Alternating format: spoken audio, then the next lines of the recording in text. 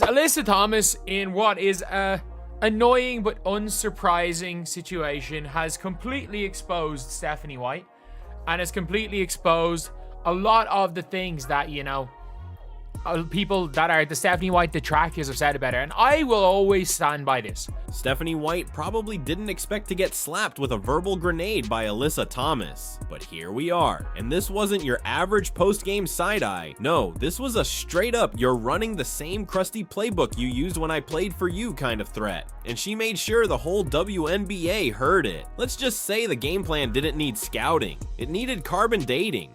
That's how cooked the Fever offense looked when they walked into Phoenix, and Alyssa Thomas wasn't just mad, she was surgical. She took Stephanie White's entire strategy and ripped it to shreds live on air, while almost dropping a triple-double. Not even subtle, not even shady, just point-blank demolition. 23 points, 9 assists, 9 rebounds, and oh yeah, a microphone. She literally said, "We already knew what they were going to run," which sounds dramatic until you realize she used to play for White, and apparently White hasn't changed anything. The schemes are so old, we game planned them in 2019, and nothing's changed. That's not strategy, that's laziness in high def. While White's drawing up the same pick and roll sets she's been preaching for a decade, the league has already moved on, and players like Alyssa Thomas, they're no longer playing the game, they're predicting it, because they've already seen it over and over. And the best part, Alyssa Thomas wasn't even trying to hide it. A huge advantage. I mean, like you said, we played, what, 2 years? Everything's pretty much the same, so defense, offense, we know everything they're about to do. No coach speak, no buzzwords, just brutal honesty that probably sent a chill down Fever HQ's spine. It wasn't a "we read the scouting report" moment. It was more like, "We've seen this movie so many times we can quote the lines." What happened next proved her point better than any press conference ever could. The Indiana Fever, who were supposedly fighting for a playoff spot, looked completely unprepared, unmotivated, and undercooked. While Alyssa casually torched them, Stephanie White stood courtside looking like she was running a WNBA reenactment of her Connecticut Sun years. When you're trying to beat really great teams, you got to play, you don't have to play perfect, but you got to play pretty damn close. And okay, being connected defensively.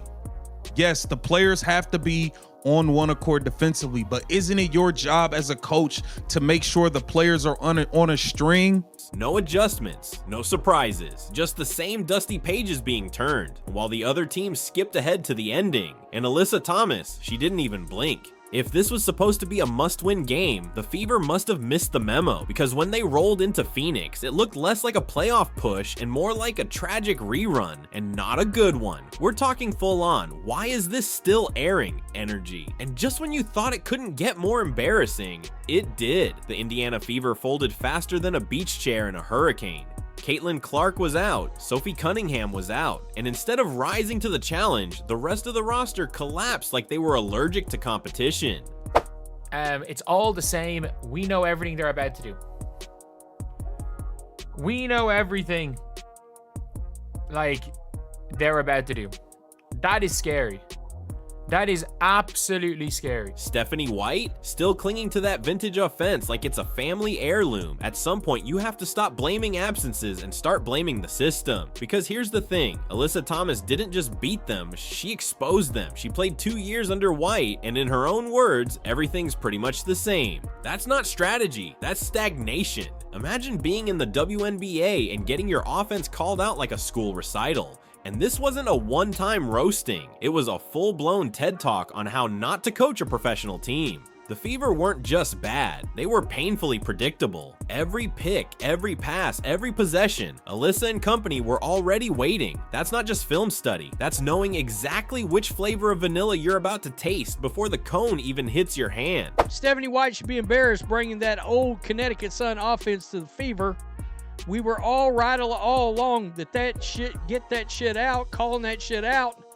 Now even the ops have confirmed it. And while fans were losing their minds online, wondering if this was rock bottom, Alyssa casually gave them the shovel. She broke it all down on camera like a veteran reading a bedtime story. We know everything they're about to do.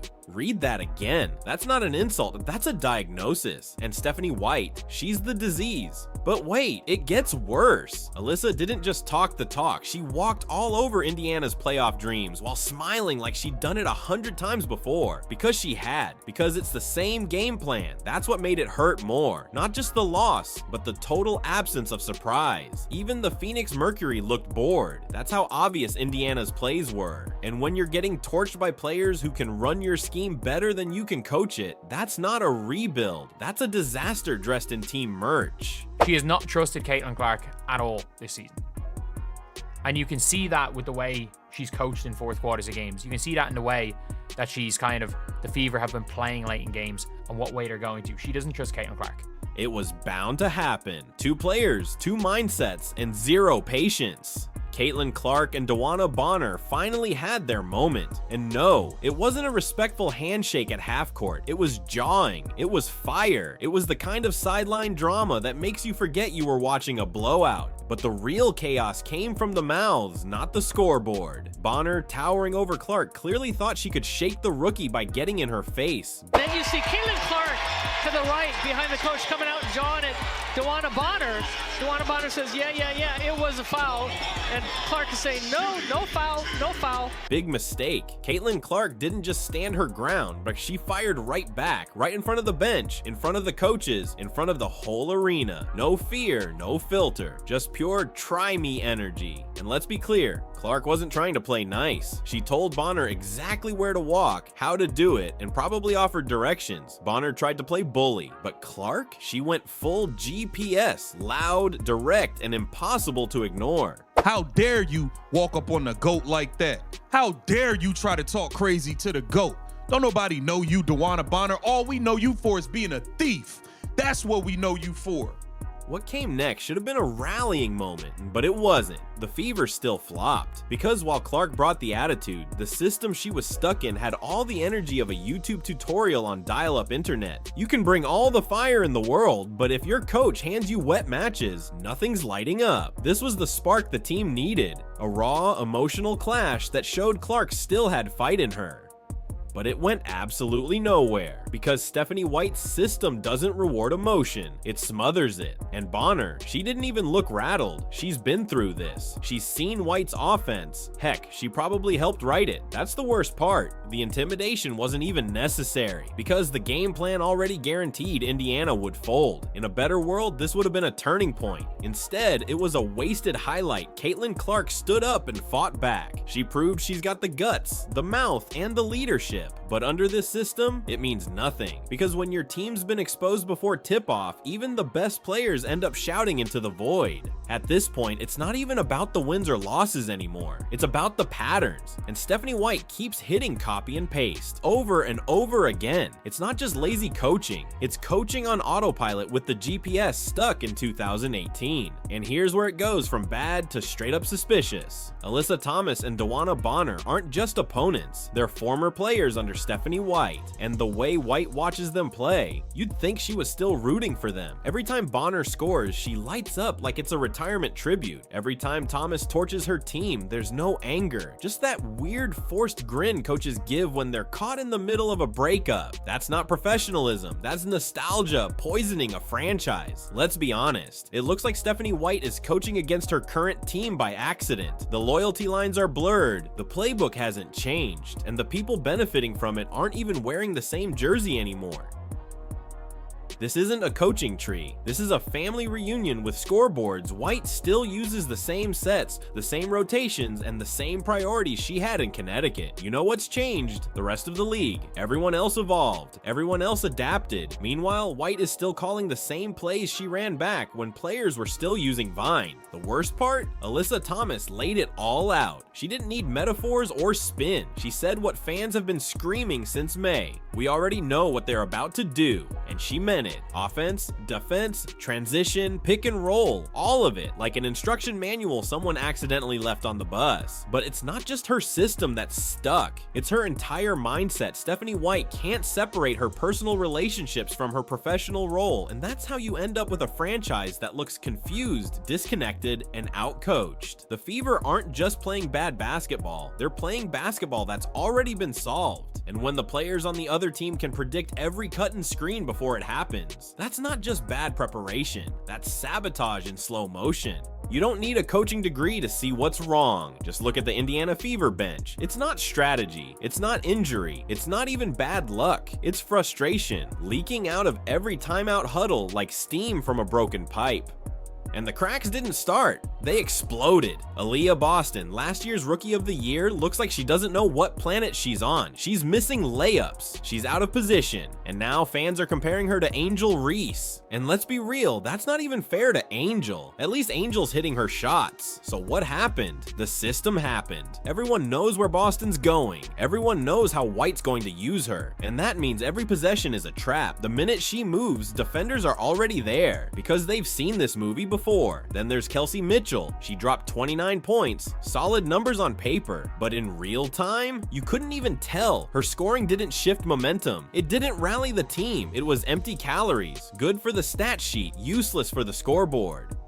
And the player giving everything still can't patch the holes. Lexi Hull is out there diving for loose balls, hitting key shots, trying to spark something, anything. But one player can't fix a blueprint this broken. And that's what makes this so tragic. The effort is there, the talent is there, the heart is there, but the system is made of cardboard. And everybody sees it. Stephanie White isn't just failing to inspire. She's actively holding her players back. The kind of performances we should be praising are getting wasted because they don't fit into her decade-old structure. The result? Pure basketball purgatory. And when players stop believing, it's not long before they stop trying. Aaliyah's shoulders slump every time she misses. Mitchell scores, shrugs, and walks away. Lexi keeps fighting, but for how long? Eventually, even the most loyal players look around and ask, what's the point? That's not a locker room anymore. That's a slow collapse. And the only thing keeping it together is denial. This wasn't just a spicy post-game comment. Alyssa Thomas didn't throw shade. She threw facts. Raw, unfiltered, and straight from the court. Her words weren't drama. They were evidence. What she exposed wasn't just strategy. It was the whole illusion Stephanie White keeps talking about: adjustments, about tweaks, about evolving. But Alyssa made it clear there are none. What the Fever are running is the exact same stuff White coached back when Thomas was still on her team. No updates, no surprises, just reheated leftovers dressed as tactics. It wasn't hard for Alyssa to know what was coming. It was hard not to know. Every set, every rotation, every defensive switch, already familiar, like rereading a textbook you've already aced. And when someone like Alyssa, who's actually been inside the system, says it's unchanged, believe her.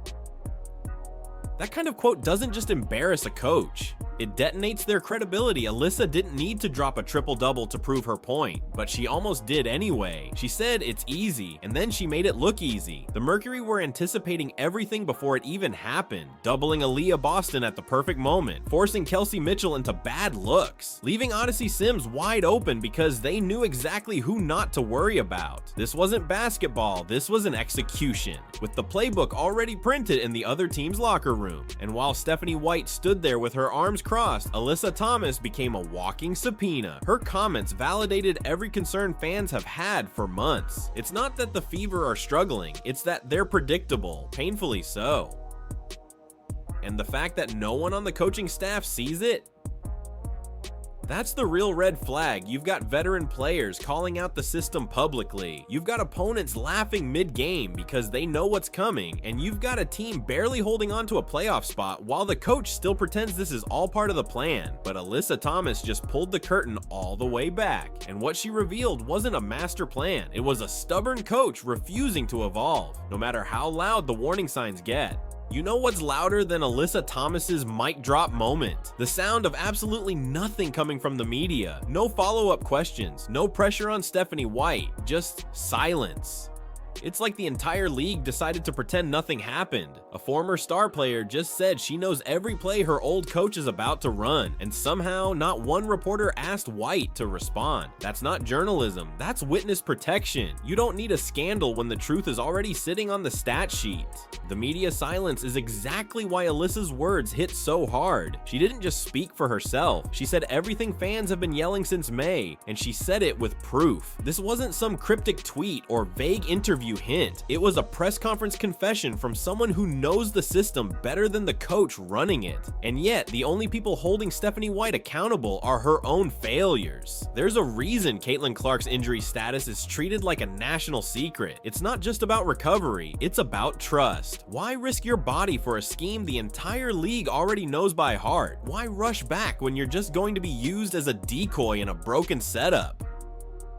Clark hasn't said a word, but actions speak louder than press releases. And if she's sitting out longer than expected, you better believe she's watching this mess from the sidelines and thinking, what exactly am I coming back to? It's not speculation, it's logic, because no superstar wants to return to a system built on denial. The coach isn't adjusting, the players are frustrated, the media won't ask questions, and the only person telling the truth is on the other team. Caitlin Clark might be injured, but she's not blind. She sees the playbook, she sees the body language, she sees the headlines that should have been written but weren't. So if Clark decides to wait it out, that's not hesitation, that's strategy, because coming back too soon just to watch your talent get neutralized by recycled sets, that's not bravery, that's bad business. And Stephanie White's silence, it's not grace, it's guilt.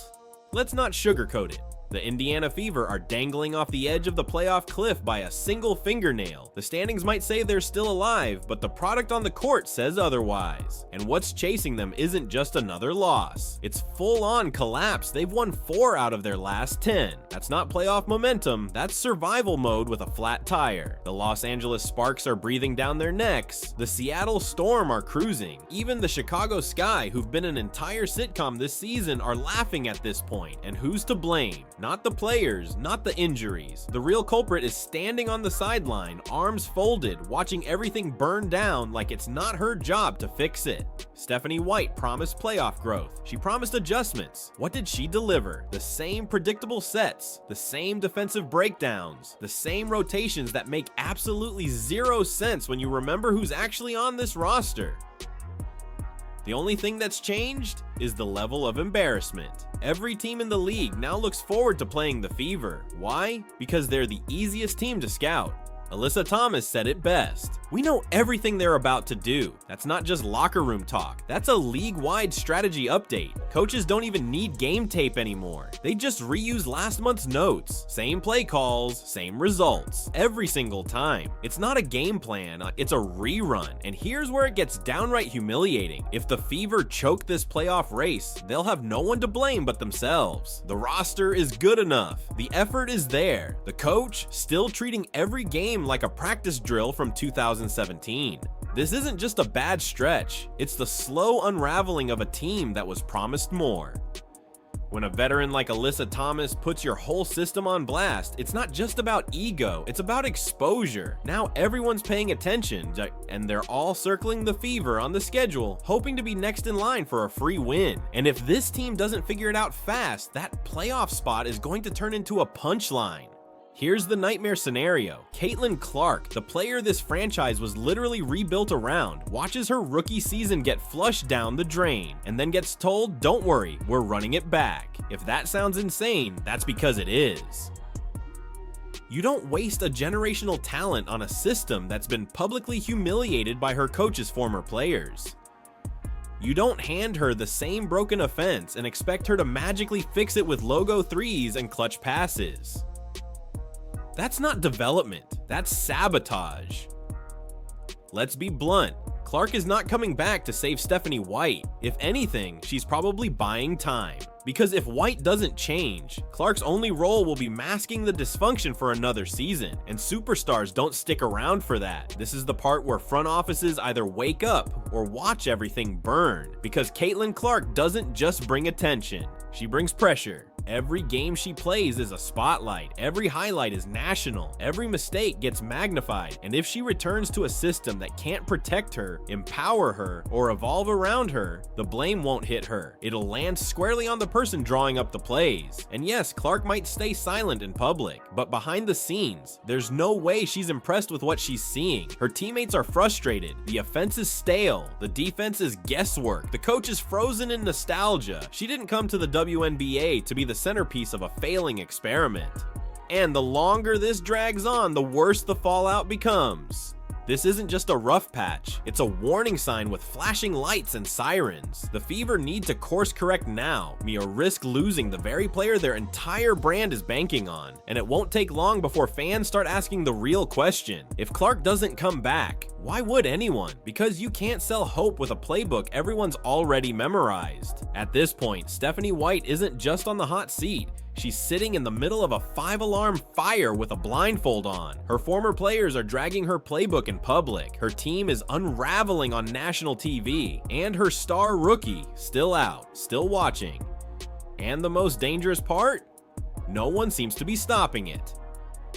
The Indiana Fever were supposed to be the redemption story. Young stars, fresh talent, and the face of college basketball stepping into the pros. But instead of building around that, they got dragged into a nostalgia loop where the only thing new is the loss column. Alyssa Thomas didn't drop gossip, she delivered a warning. She showed the entire WNBA that the Fever aren't unpredictable. They're unimaginative, and now every coach, player, and fan knows it. This isn't just poor coaching, it's malpractice dressed in team colors. And if the front office doesn't do something soon, it won't just be this season that's lost. It'll be trust, momentum, fans, everything they spent the last year building. Because once a player like Caitlin Clark checks out, mentally or physically, it's game over. This was the moment to prove they were serious, and instead, they got embarrassed. On the court, in the press, and now, right here in public conversation, thanks to Alyssa Thomas holding nothing back. If you're the Fever, you don't get another warning like this. You either evolve or you get left behind. If you're enjoying this content and want more deep dives, drama, and breakdowns, hit that subscribe button and help support the channel. Thank you.